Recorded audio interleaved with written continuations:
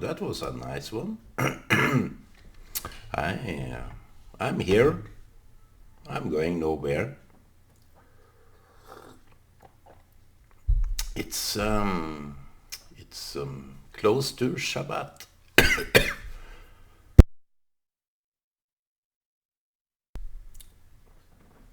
It's close to Shabbat. So after having having this Shabbat, we will go listen to Bob Dylan, not Leonard Cohen. So, my friends, how are you today? I'm okay. I'm coughing. I don't know whether I should do something. I will have my drink so that I can be well again. It has been a little too much lately.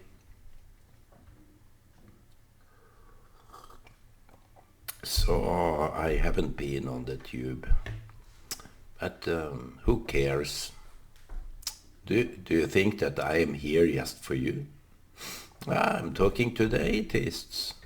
In general, we have to talk to the atheists because it's them.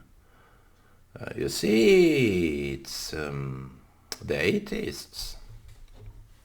They don't mind if there is a God or not. They are kind of ignorant. Not only are they admitting to their own ignorance, they don't really care because they say it doesn't change anything. If you believe in God or not, and I totally agree, it doesn't change anything. But you see, there is a there is a man, rabbi,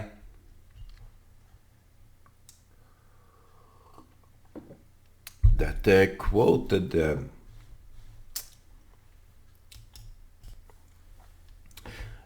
he quoted that either it was Karl Marx or someone, that if people come to the agreement of being an atheist, nothing is wrong. And we can see it today. Nothing is wrong. In fact, it's your own liberty. It's your own freedom. And sometimes I'm afraid that I'm drawn into that freedom. You can choose whatever you like. It's not wrong. As you see it right, it's not wrong. And you see, that is where the atheists are going, where nothing is wrong. Only to be a religious God believer, which will, in their own opinion, intoxicate our mind. So we do serve each other, we love each other, we believe in a personality, we believe in a soul. That is not for the atheists. They don't believe that we have a soul. I will regard a soul as individual, but also collective. But you as a person, you are a soul. And if you're not a person, if you have no personality, if you have no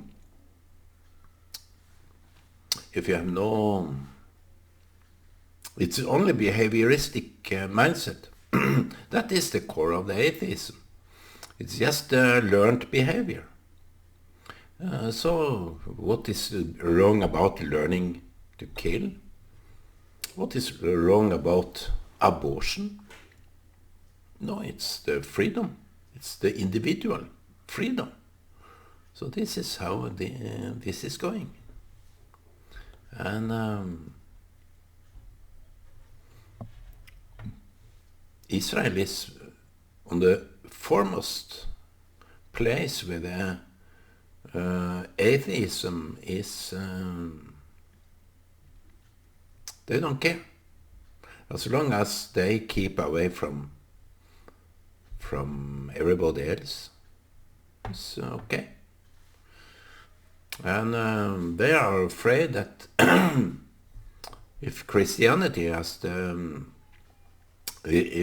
Christianity here, not here, everywhere, is portrayed as something very clear. There is salvation in Jesus, and believe in God, and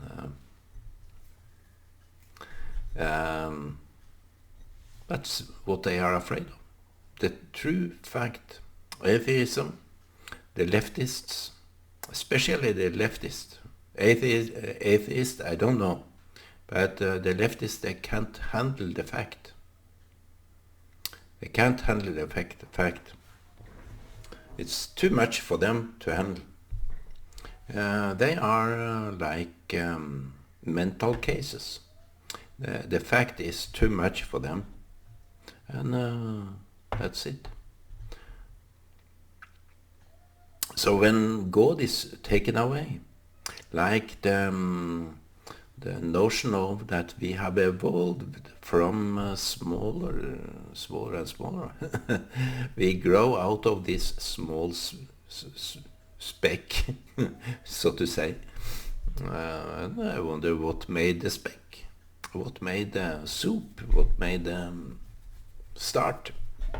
So it is have a denial of a start. It took a long time ago into our own Alzheimer's world. We don't exist there, so don't ask such stupid questions. They would say, don't ask stupid questions. Stupid questions demand stupid answers. So that is their answer to our question about how did it begin? And how do it evolve? They have no clue, they have no answers. They are just there to be naysayers to God, the concept of God. So those that believe wholeheartedly that there is no God, they have to think twice. What if God is so much more? What if God is more than we comprehend? How? That's a simple question. I have asked myself many times, how come that the bee that attached itself to a flower and collect pollen is able to do that, draw nourishment from this flower. At the same time, it pollinates the flower, and sometimes you can see that the flower is designed to fit the pollinator, and sometimes the pollinator is fit to the flower, yes, in order to pollinate. It's the in lack of the male thing or the female thing. It's kind of curious in its own behavior that came to be. Just a simple question like that. And we have some weeks for the egg to pop up or to impregnate to its birth. So how come this have been developed over millions and millions of years? it's just a mind-boggling question, because it's they take for given, for granted, that we are. It's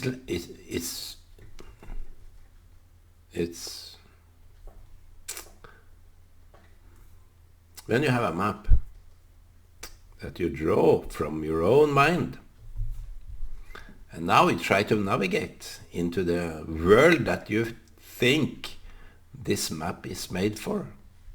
So you have a lot of problems and issues that is appearing all the time, because who told you that the lake was there, not on the other side, or lake anyway? Now I see a lake, I didn't draw that. Or a hill, or some road crossing. You can't invent such you have to be quite stupid if you think that you can make a map of Africa in your own mind. and in the end, you are trying to navigate. You are going to Nairobi, you are going to Kisumu, you are going, you didn't even know of Nairobi. How come can you, how come you can go to Africa in the first place and make a map of it? Maybe you didn't even know of Africa. So that is how those atheists have eraded God. And now they claim that we are very stupid because we believe in God. For me, God is everything. God is at holding this glass together. God is what make me speak. God is what make me see what I see. God is beyond the matter. The matter is just radiation of the energy that is within. So the atheists haven't got the elements right. Not even the elements are right in their world. They take it for granted that millions of years would make it up to be some different species. Even me, a layman of degree, I am a professional layman. I can ask them questions that they will not be able to answer. A layman like me. How come that a gene that is coded from get-go can change? How can they think that the whole concept of this environment, of course a gene can change, but it will be less. You can't get a gene more turning into something else entirely. And Darwin was struggling. I think they have the answer today. He was struggling to explain how the ice was came to be. It is the most complicated. It's the most. How can we see? How can we see and understand what we see, hear, and taste? How can we understand it? So it's written in the Bible that with His words, God created the world. And that for me is a very interesting aspect. Not only aspect, it's interesting in itself because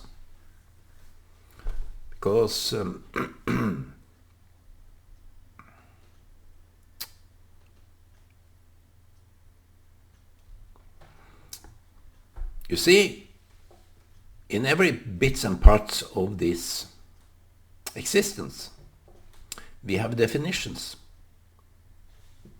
We have definitions of everything. Close to everything. Just go with the flow here when I'm talking. We have defined everything. And it is written, with his words he created the world.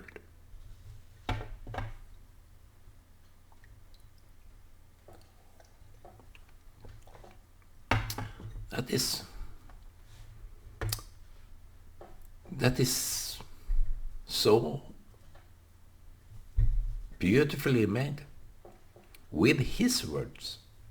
So now we can adapt to his definition of the existence. It's quite interesting to view it like that. It's by his word. Let me explain. With the definitions, we have defined everything. And we find our definition is somewhat wrong. It is something wrong about our understanding, but with his words. So when we come to realization of his words, when we learn, I think it's very much about the Hebrew alphabet, because they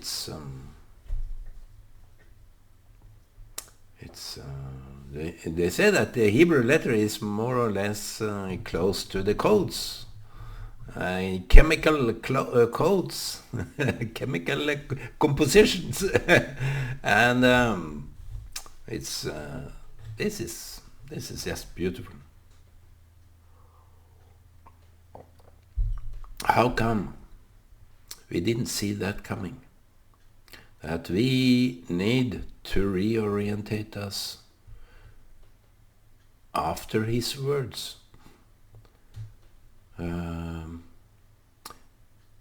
People think when I'm talking about God and so on, it's just a mental default. And let me broaden that picture. It's those that need to go to a church and pray. And I think many Christians, too, believe in that. It's what they do.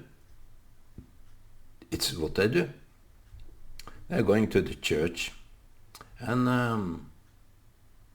say something. They pray. Like they are talking to someone outside. Yet it's written that he is within. He is within. It's kind of a religious act to think that God is outside. It's kind of very religious to walk or to attend what everybody is expecting you to attend. The meeting, the prayer meeting, everything. I do that, but it's nothing that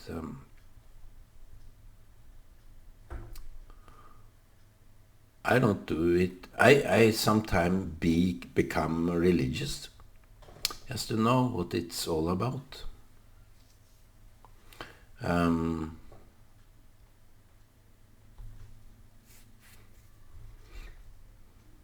They read the Bible, they pray, sing a song, or leave. It's nothing big about it. And I like the simplicity of it. But sometimes we have to embrace. We have to embrace everything. The good and the bad. The not so good and not so bad. The extremely good and the extremely bad. We have to embrace. I have difficulty with that, and I will try to embrace it.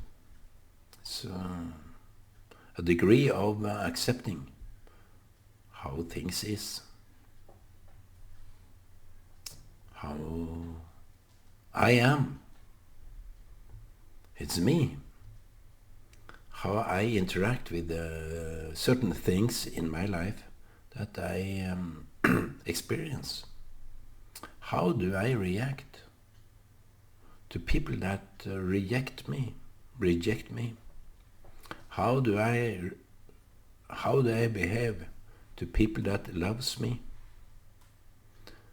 How do I behave with people that do me wrong? Or those that say something very nice to me? How do I behave? How is it with me? Can I blame everybody else? Israel have this notion that what they have experienced is there to blame. Why the temple is not up, it's them to blame. So they are praying, they are doing all sorts of religious stuff. Even though they are not religious, they do it. And maybe they don't even mind. It's just a routine. I go into routines. I lit the Shabbat candles every Friday, as long as I can.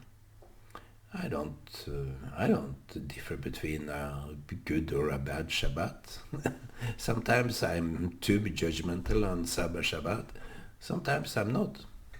I try to use everything as an exercise for that.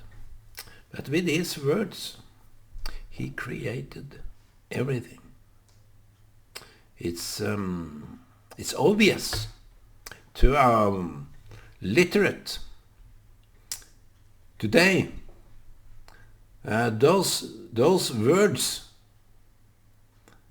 with his words he created the world is so profoundly correct, so profoundly, what can I say? It's so profound, fundamented in our old mind too. But we have made everything to be maybe matter until we realize that there is energy in every matter. So what is more present, the matter or the energy? Obviously, it is only energy. You can't have matter. It's like we with our language couldn't see. I said some years ago, it's kind of maybe hard to grasp in the first place, but if you listen to this, I will explain it. It's like when we are seeing, we don't see, because there is so much more to see that we can't see because it's our limitation of eyes and so on. We have all these limitations. The ear can have a certain space or vibration to it that we can hear. Outside that, we know it exists, but we can't hear it. And also with our eyes, eyesight, we have some certain spectrum of colors and a density of, I don't know, that we can see. Because it's everything we can see is also designed, as I say, to the bee and flower, it's designed together. But the outside we can't see. But yet we know there is a world outside our spectrum of ability. And also our language.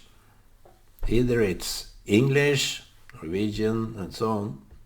It's covering up what it's really all about. That is my honest opinion. That when we learn to do certain tasks, and learn how to know ourselves and so on. We get all this professor, PhD, and even teachers. They have some PhD. They feel high and mighty.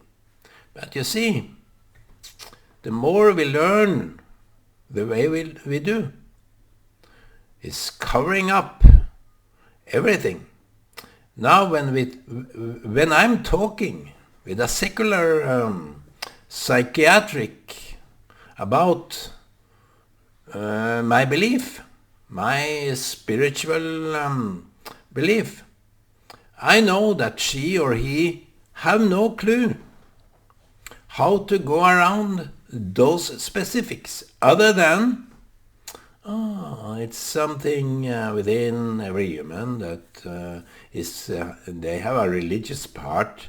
They don't really believe that it's something. It's just alteration of themselves. It's something else entirely. It's not some entities called God or something. It's just a psychological made-up creation. But you see, the more those people think they know, the less they know. It's like when you learn the alphabet, you get shadowed. You get a shadow on your real mind. Because maybe you can't express what you think. And I have also a thing or two to our thoughts, how they were created, how to tap into what we really feel and think. And I think that the language, the words we are using, is clouding up, covering up the real thing. We only learn some language behavioristics that we think that we know. But the more we think we know, the more we know. We should also understand on a deeper level that we have no clue. What we think we know may be the polar opposite of what we believe. So that is my notion of God. That is how I see God. The atheists, the leftists, they think they know it all. They are just clouded. They are just covered up with their own opinions. They have no clue. In fact, they are lost. They are lost. But they are excused, of course. They are children without any deeper understanding, and they have some high and mighty intellectuals that are saying that to believe in the Bible, to believe in God, it's just a desert God. It's a desert religion. They are bending down to and eat the dust from the desert. They are mocked out of the equation of being a coherent and a sane person. Let me just repeat myself, which the atheists have never thought of. Maybe some honest one, but they are afraid to say it. With his word, he created. Yet again, God commanded, and it was appearing. So, my friends, you think you know it all, but you have to explain what you know better than. So I wish you all a Shabbat Shalom today, and much blessings, especially from God.